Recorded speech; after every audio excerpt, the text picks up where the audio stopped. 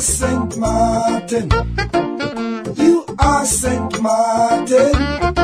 The URSM, the Unified Resilient Sint Maarten Movement, being a political movement, will be hosting a weekly radio program called You Are Sint Maarten, every Wednesday from 6 to 7 p.m. on the Radio Mix 94.7 FM. I myself, Dr. Messalina, the political leader of URSM, will be hosting this radio program in which current issues, actualities and general topics will be discussed with the people of Sint Maarten. So join us every Wednesday on Radio Mix 94.7 for our radio show You Are Sint Maarten. You are Sint Maarten. You are Sint Maarten. Dear people of Sint Maarten, good evening. Welcome to your radio program You Are Sint Maarten on Radio Mix 94.7 FM.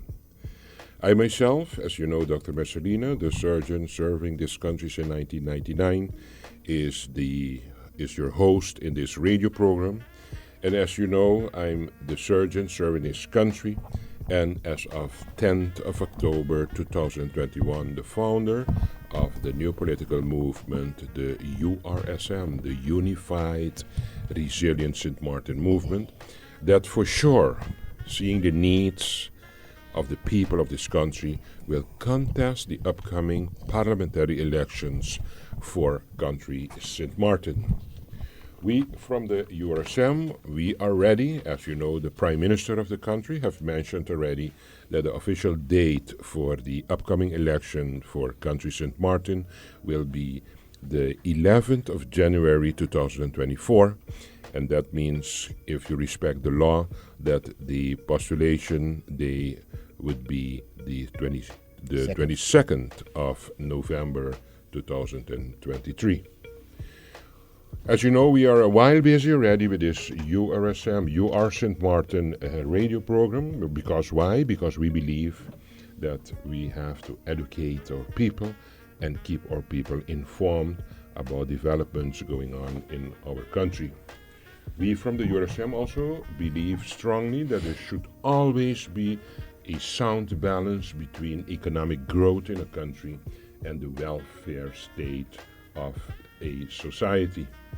We are presenting a weekly program in which current topics, community developments and issues, and general matters concerning the people of Sint Maarten are being discussed.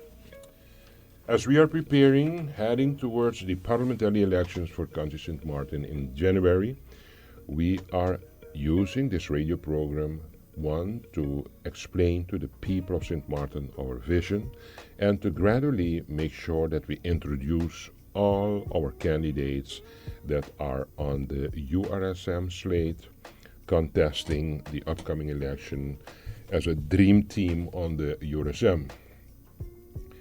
We are presenting today a radio program with two guests that I think are well known already in society. One of the guests is, of course, a candidate on the URSM slate in the name of Mr. Joseph Peterson. Mr. Joseph Peterson, good evening and welcome to our radio program, You Are Sint Maarten. Good evening, Doc, and thank you for inviting me here again today. And yes, my name is Joseph Peterson. I'm from Sint Maarten area, and I'm excited and delighted to talk about today's topic, which is the topic of the manifesto. And it's a very exciting topic to talk about because it tells the people what we have plans for this country. Mm-hmm. And I'm so excited. Looking forward to this discussion. Looking forward for this discussion. Great. Thank you, Doc. Fantastic. Next to me here, and also next to Mr. Joseph Peterson, we have Mr. Gemsley Emer. Mr. Emer is also a candidate on the URSM slate contesting the upcoming parliamentary elections on the 11th of January 2024. I myself, I call Mr. Emer a ambassador for country Sint Maarten. Mr. Emer is in the tourist sector and he is a face for the taxi drivers that really want to promote our Sint Maarten on a international level. And for that, the URSM is very happy to have a driven person with a big love for his country, Mr. Emer, with us here on our list. Mr. Emer, welcome. Thank you, Doc. Good evening, radio listeners. It's been a pleasure for me to again be on the radio station talking about all the great plans that we have for Sint Maarten. Yes. And there's some bunch of great plans we have, Doc. And we hope everyone give us the patience and time, and please come out and vote. That's the most important. We want everyone to vote this time around. We need the voters. Without the voters, we won't be able to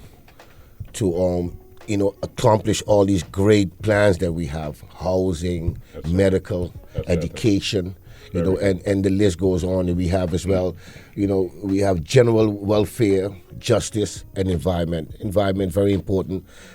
Topics like the dump and much more to come.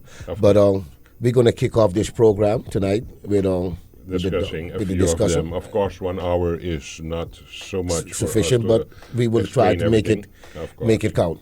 And even 4 years in government will be a little tight for us to execute our dream, but we're going to be disciplinary in our approach and hope that we can accomplish as much as possible that we are making a remark of here in our manifesto, because we really believe that it's time now to work on tangible solutions for the country, that not only on paper it sounds attractive for the people of Sint Maarten, but also that the people start to feel and see and touch developments that really are going to give them hope and trust again in our democratic system, and systems and achievements that are going to contribute to a prosperity for all the citizens of this country. Mr. Peterson, you started already, and you said it would be great for us to share a few of our visions on some of the topics that we would like to present to the people of Sint Maarten. But let's kick off, Mr. Peterson. Let's talk, for example, about housing for the nearby future of this country. Well, the housing is a great topic to talk about, Doc. It gives the people of Sint Maarten hope that they one day would be able to have a house in their name, that they can go to the banks and get a loan to do other things, and carry the children through to college. They'll get a loan from the bank because the house is an asset for the individual that has it. And the rent to own is something that people can earn a house. The people right now in Belvedere, they're paying rent for so many years, and still the house is not even in their name. They can't do anything. So this is a topic that I think a lot of people would like to be part of and own a home. So what do you think, Emer? Well, tell you the truth, man, we walked through on Dutch Quarter, and we see the need for homes. And the need is great. The need, people are suffering. We walked in Dutch Quarter, and that's what we have started doing, walking through the community and see what is the cry, what is the need. And the need is great, Doc. We have seen that to be walking through the community, and the housing is needed. We have people home get burned down in Dutch Quarter, 67 years old lady with no kids and no one to help, and it's difficult. And it's difficult all over. So we need this program for the people. The people need a place that they could call their own. And this will be a great start, a humongous start for the public of Sint Maarten. Yep. We have at this particular moment, I thought first it was, and I still think, but these are not official calculations, but we have a official calculation that at this particular moment there is approximately 4,000 families on a waiting list for housing. Correct. 4,000 plus. Correct. Can you imagine that is a very big figure? Yeah. So realizing that the need for housing, that is a primordial need in life, we from the URSM are very aware of that. And we thought long about the vision for housing, and we decided that however we will have to expand the housing capacity for County Sint Maarten. You have to actually divide it though in two sectors, being the social housing as such that we have experience with already, but also the affordable housing for, let's say, the first base group of the middle class for County Sint Maarten. And what disturbs me a lot is if you have a couple, being, for example, a police officer married with somebody working in a secretary in the administration of a insurance company, for example, two respectable positions.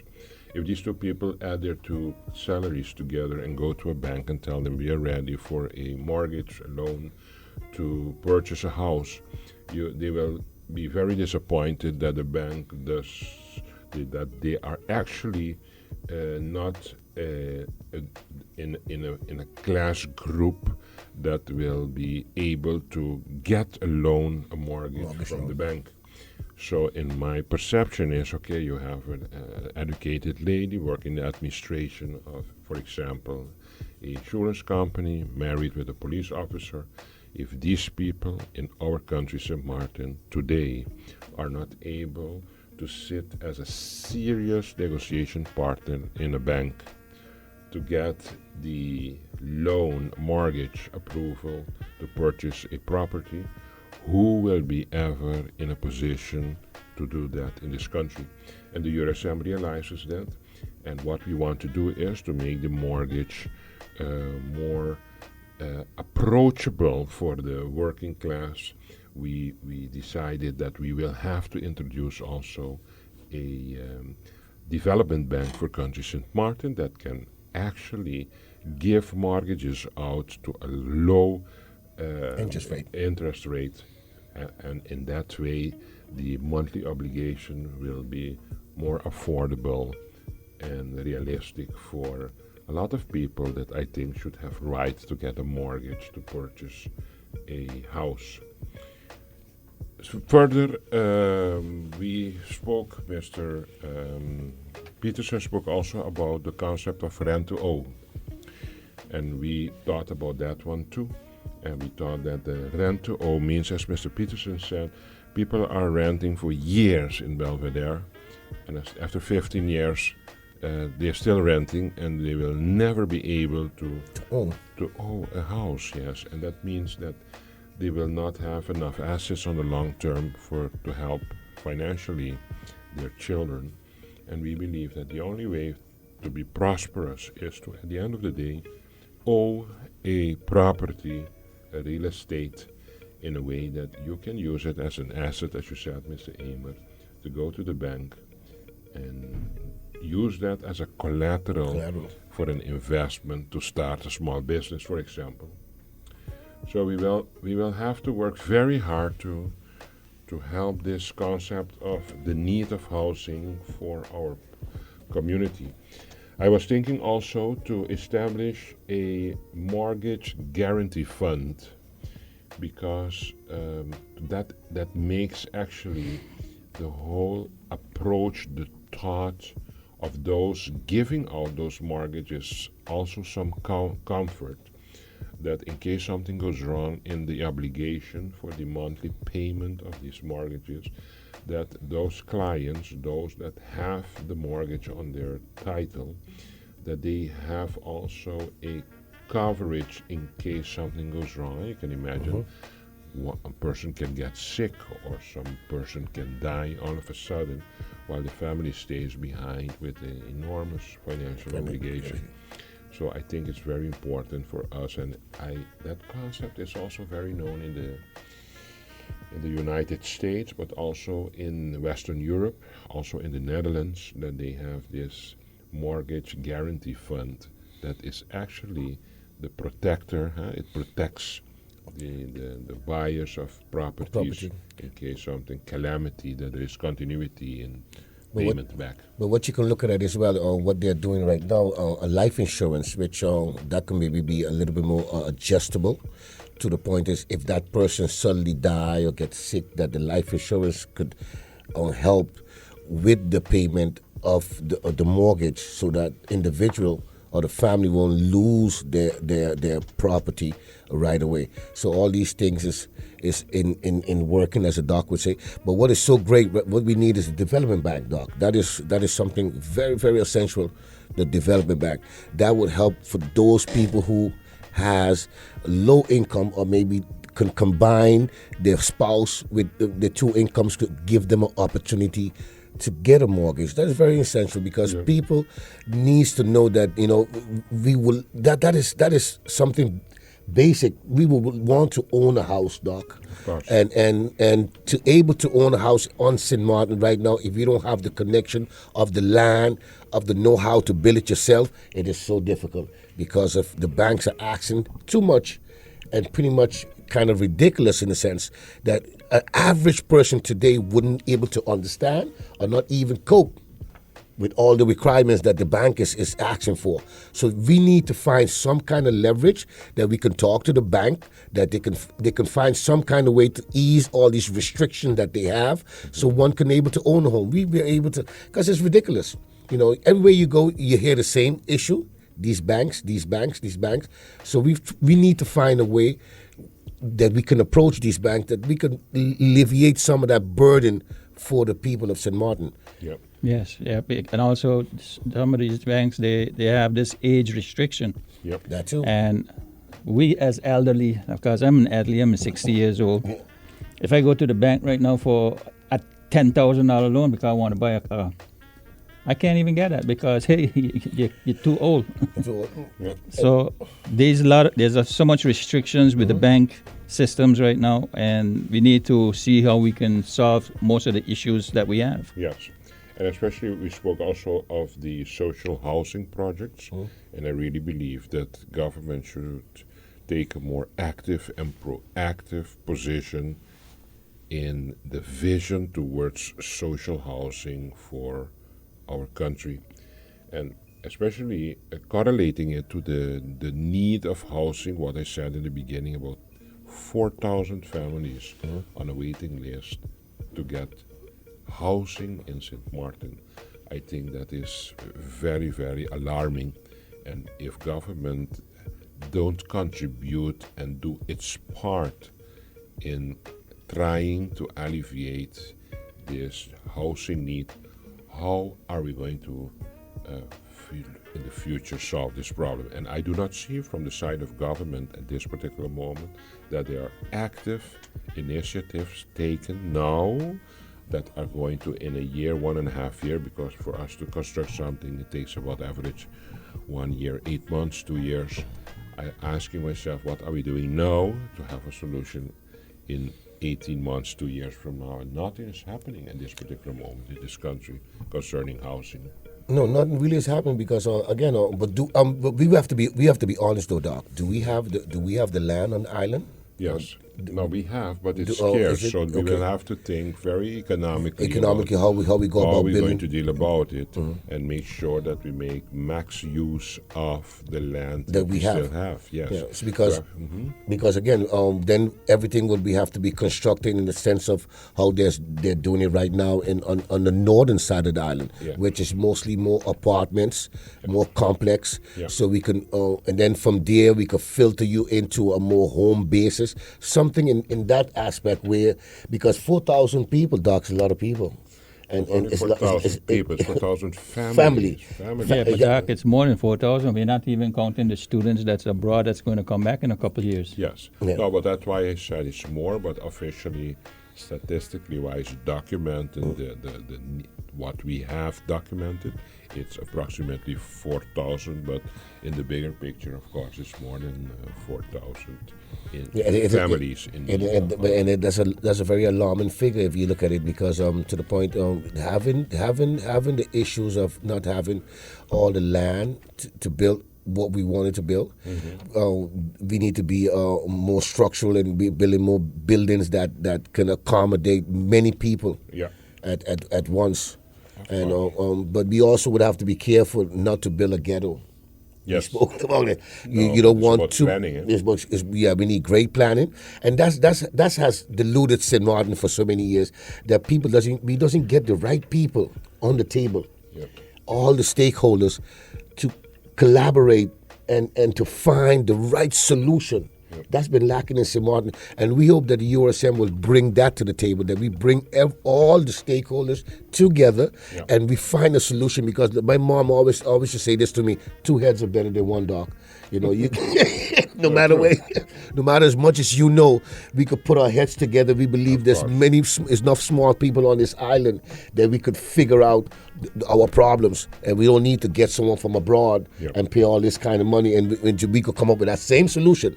Absolutely. You know, so we need to think about in that phase how he's going to work about sufficiently finding a solution for the people in this housing. Absolutely. This housing remains a problem, and partly, of course, because there is not enough funding from the side of government. But I do believe there are a lot of funds that we can make use of, but you have to be well prepared once you approach those funds, because you have to have a good worked out plan, and most of the time you can be successful if you're well prepared with the plans that you have that are quite in extreme worked out to negotiate with those institutions that are able to finance those projects.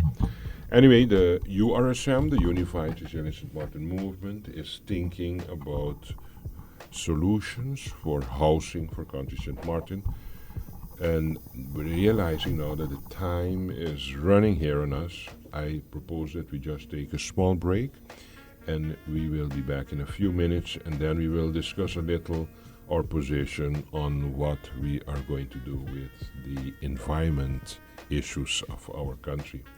We will be back in a few minutes. Dear people of Sint Maarten, welcome to the second half of our radio program, You Are Sint Maarten, on Radio Mix 94.7 FM. As I mentioned in the first half of our radio program, we have today with us as invitees, as guests, we have Mr. Joseph Peterson and Mr. Glenn Emer. They are both candidates on the URSM political party movement, and they are going to contest with me as political leader for the upcoming parliamentary elections for Country St. Maarten. In the first half of our radio program today, we discussed with Mr. Joseph Peterson and with Mr. Emer. We discussed the topic of housing and the vision of the URSM concerning our ideas, how we're going to deal with the need of housing in our country. We can touch base also today, Mr. Joseph, on the environment issues of our country. It's a lot, of course, but all falls under environment. But Mr. Joseph, just let's start somewhere with what we want as people from the URSM.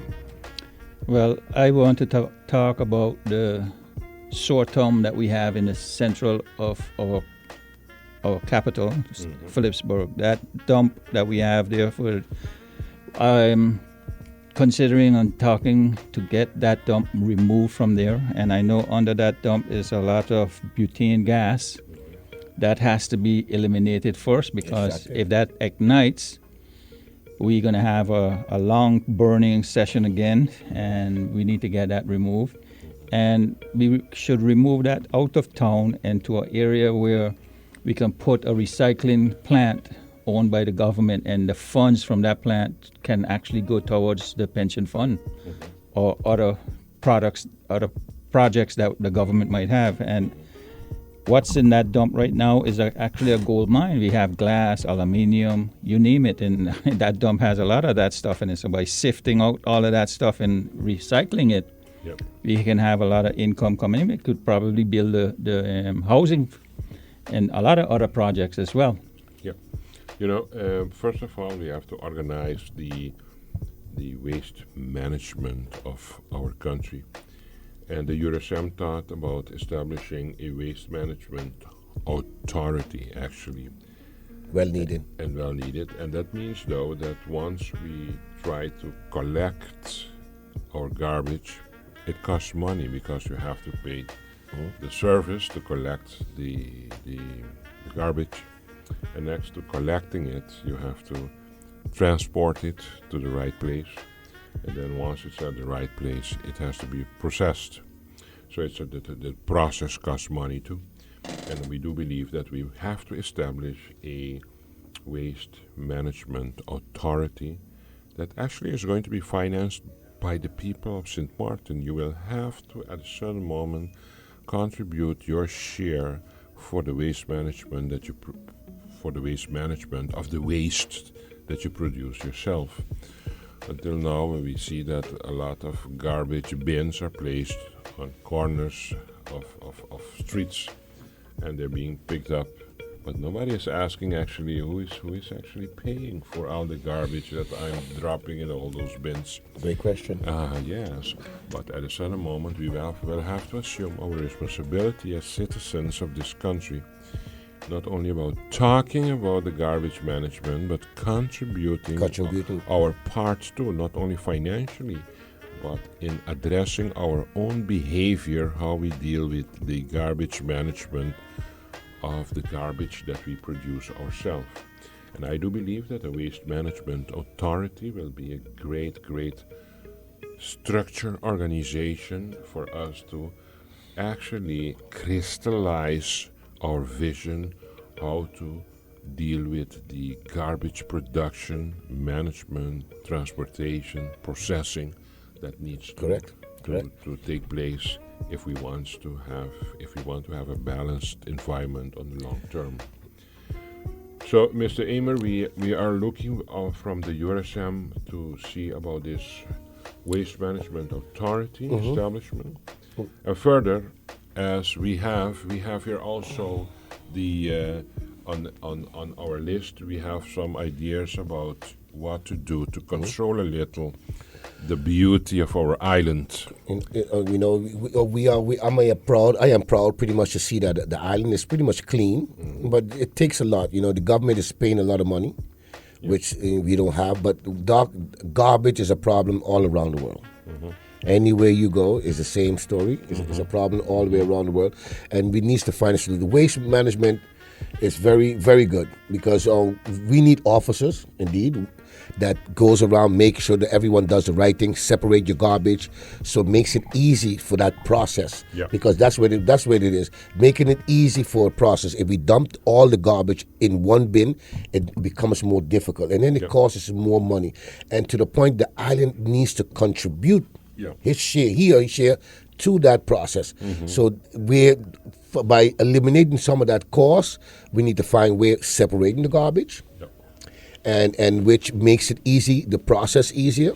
That we could separate the bins, the aluminum, the glass, and what you have, and all that gas that is right there at this moment. That is also very good in a sense, bad, but if we don't get it out, but good in a sense because we could sell it to GB. I have a story that I drove a couple of people 2 years back, and they came here to talk to government concerning the dump, where they offer government a plan that was irresistible. They don't need no finance from World Bank or neither the government, but they will take over the finance, sell GB the biogas that they extracted, and give government $1 for every cubicle gas that they extract from that area. And it was turned down because I guess no one was making a profit. I would have to say it, because it is such a great plan, such a great opportunity for the island where it costs the government not $1, doctor, and we would eliminate the situation from having the dump right in the center of our capital. And as soon as you turn down DV Little Bay Hill, that's the first thing a tourist will say, "What is that?" I said, "You don't want to know," because it's so visual. It's grown on me now. It's been growing on me now, and before you can see it, now you can any parts of any hill you surrounding, overlooking downtown area, that's what you see first. Yeah, absolutely. It's not a great sight. Yeah. No, now you look it's at not. it, Mr. Peterson. No, it's not a great sight. Okay. You know, and we thought also about the introduction of environmental officers, as you said, Mr. Emer. And these officers, we need them to actually make sure that our environment stays a little organized and clean. For example, I see all over the place, and I find it horrible to see all those car wrecks next to the street. They just, wherever the car stops, there it stays forever. And I think we should have a great policy on how to tackle this problem of these accumulating car wrecks on the side of the roads of Sint Maarten. And I really believe that environmental officers can help us in actually cleaning up those wrecks, move them away, make sure that our public roads stays clean and nice and safe in use of traffic. And we from the URSM strongly believe that we will have to have more environmental officers to tackle this, to tackle this problem and keep this island clean. I find still that Sint Maarten is relatively dirty, and we are promoting Sint Maarten as a tourist destiny for vacations. People love this island. I love this island, of course, enormously. But that does not take away that I realize that we should invest more in organizing and cleaning our island in a way that it stays attractive for the tourists visiting our island. But actually, it makes life also more pleasant for those living on the island if you live in a clean and organized environment. Yeah, Doc, when I was working with Obersi Electronics, I had to go to Bonaire for to install computers and stuff. And in Bonaire, they had giant vacuum cleaners and brushes. Every evening, around midnight, they go through the whole Phillips town area. Kralendijk, yes. And they clean the entire road. Absolutely. The next morning, it's like brand new road.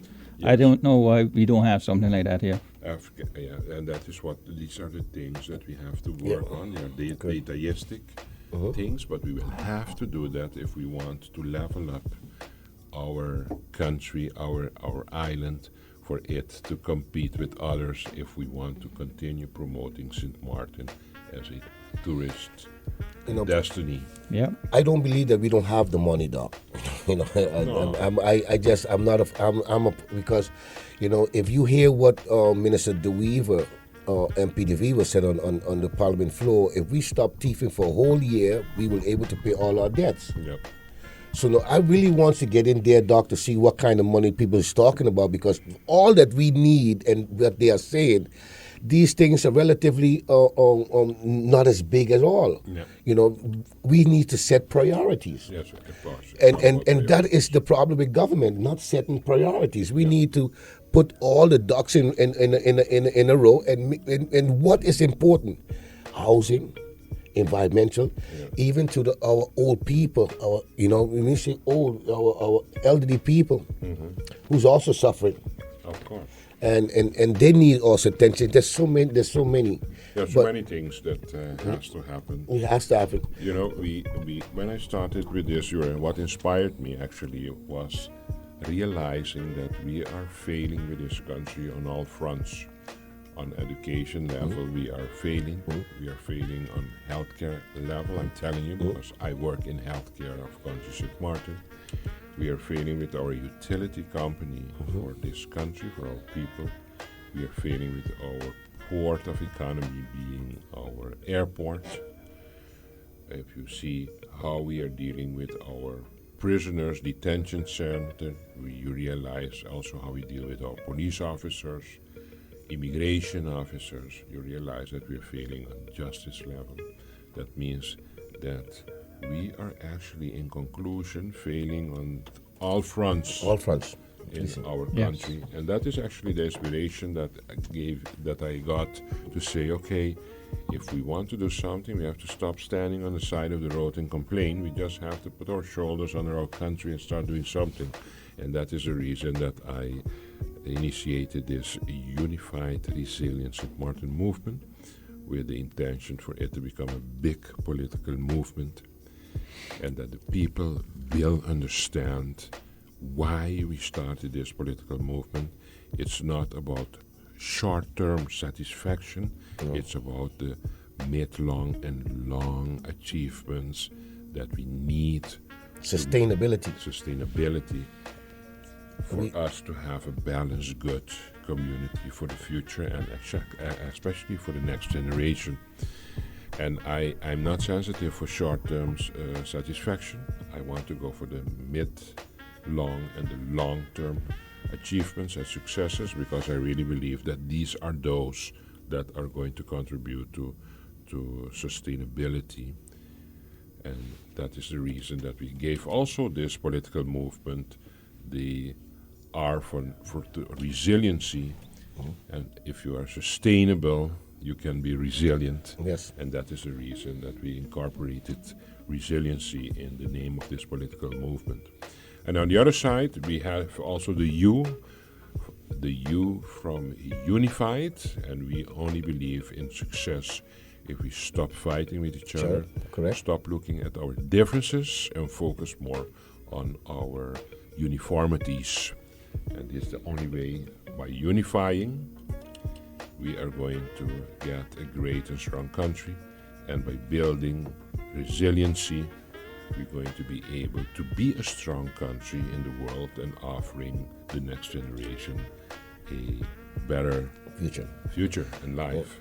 I thank you also, Doc, for doing what you have done, bringing this group of people together, because it's a need for a party that is really taking the interests of the people at heart. Yes. And we believe that's where we want to be at, taking the true interest of the people, because that has been lacking. Everything is about what can I get from you? Yeah. What's in it for me? What is in it for me? Yeah. I mean, these are the questions we get all the time, and we give an answer as much as we can give an answer to that question, which is a difficult question, because it's not what we have. We want to represent the people in a manner that has been never done before.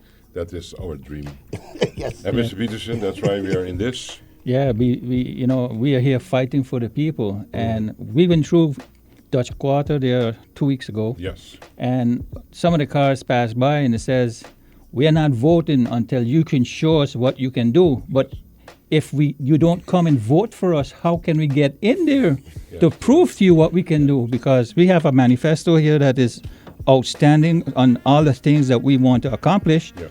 But if you don't come out and vote and get us in there so we can execute the manifesto and get the people everything that they need in their life, then it's a difficult task trying to get in there. I have to tell you, though, I was very positively surprised by the warm welcome that we got in Dutch Quarter. Yes, we had a lot. Because realizing the need, the struggles, the daily struggles of the people in Dutch Quarter and the circumstances under which they live.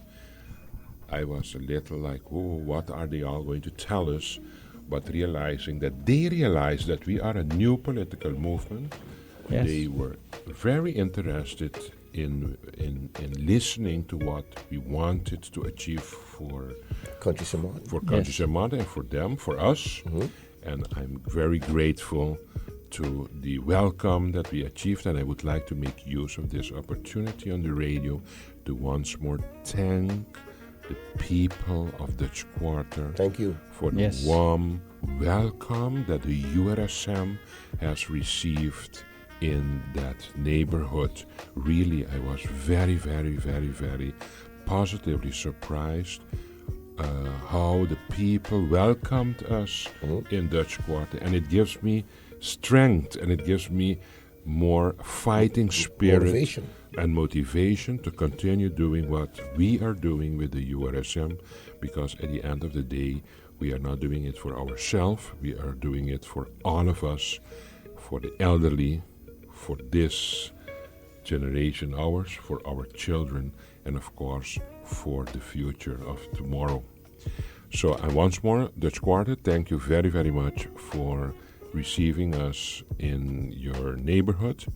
We have coming weekend, this Saturday and Sunday, we will have a walk in the neighborhood of St. Peter's.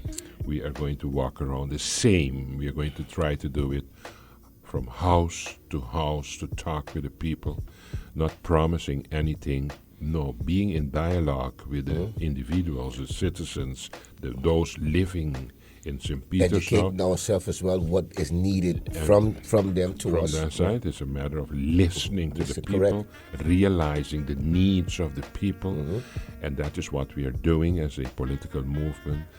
Not telling them what we're going to do. No, we're going to ask them what they would like to, and for us to reconsider and fine-tune our action vision that we would like for Sint Maarten, to make sure that we are going to please the citizens of this country and bring to them what they think are the best solutions to improve the prosperity of those living in Sint Maarten.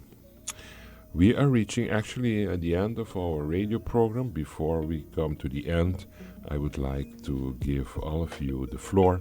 Mr. Joseph Peterson, you have the floor.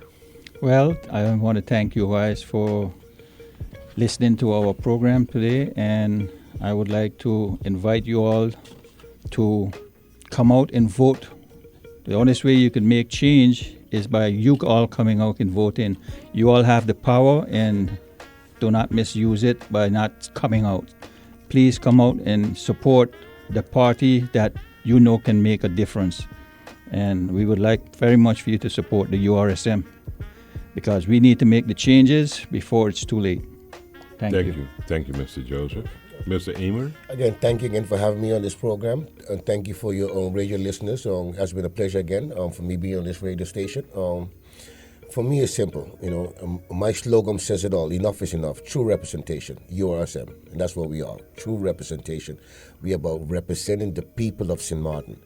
And we're not doing it for to get something from it. We're doing it because we had enough of the way things are going right now.